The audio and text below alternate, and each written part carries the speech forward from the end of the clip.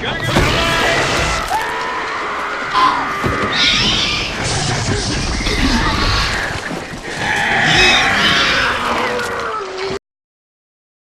I first hear the word barrels, you know, I just think of a period in my life when I was much younger than I am right now.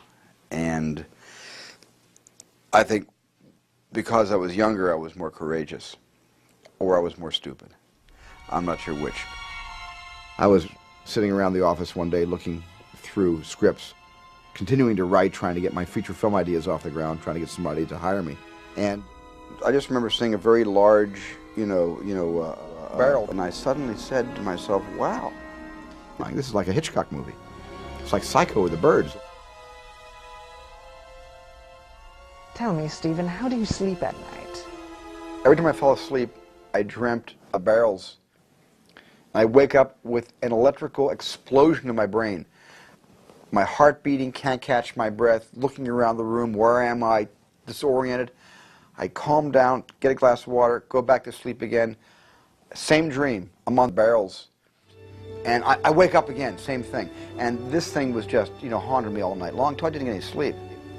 And of course, I'm young and I'm stupid, and I'm saying it's really a way. It's the only medium where you can recreate the end of the world or the beginning of the world just because you had a strange dream one night, and you made a deal with a strange producer who wants to make a film like that, and then you realize the film, and a year later, this strange little figment of your imagination becomes barrels.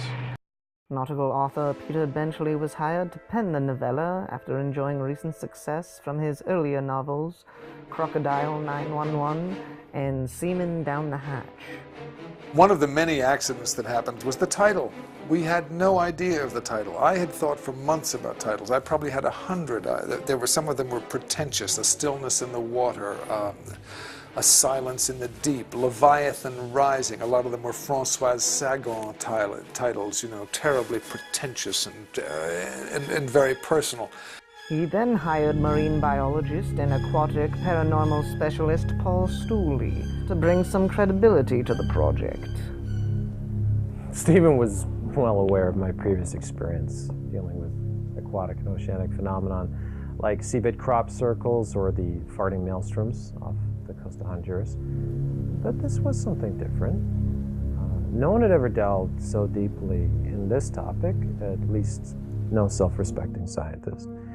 We must have spoken for hours, theorizing ideas, establishing rules like their maximum velocity, their digestive reproduction systems.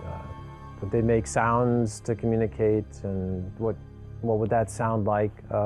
Water vibrations, Steven was very adamant that we take a very scientific approach to the script. For one thing, I didn't believe it was science fiction. I didn't coin this, but I was liberally saying, this isn't science fiction, this is science speculation. Because I had a real deep-rooted belief in everything I was reading. So it was something for me that was science.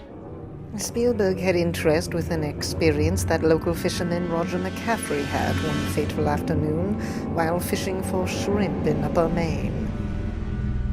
You reeled in a barrel, did you not? Aye, but this was no ordinary barrel. When one of my mates tried to separate it from the prawns, it let out a guttural noise that I wouldn't want to hear again. Like a warthog with throat cancer. Then the next thing I knew, it ripped out my shipmate's jugular, lassoed his thumb off, spit on my boots, and jumped back into the ocean. It all happened so fast, I really don't remember what I did after that. Crawled into a whiskey bottle and never looked back.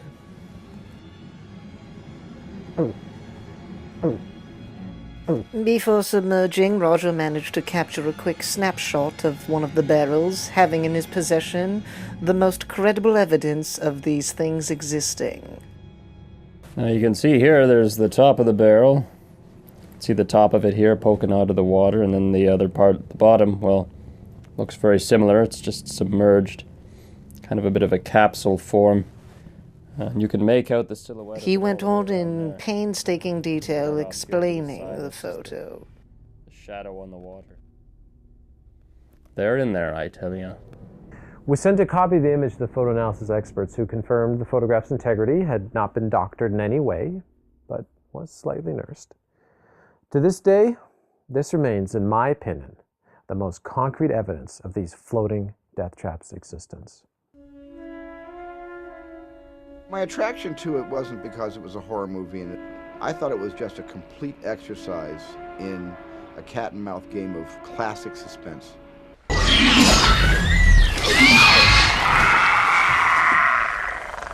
Instant, not with 3 barrels, Tommy. Not with 3 barrels. Hooper! Palm it out. Trying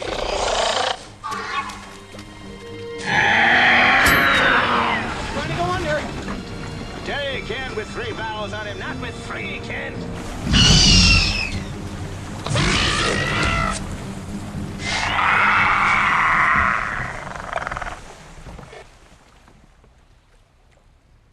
I thought that what could really be scary was not seeing the barrels, just seeing the water, because we all are familiar with the water. Very few of us have been in the water with the barrel, but we've all gone swimming.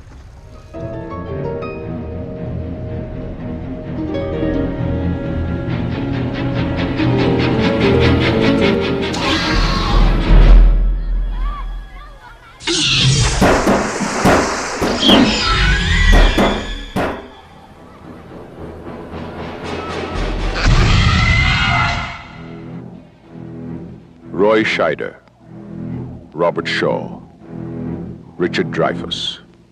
Barrels. See it.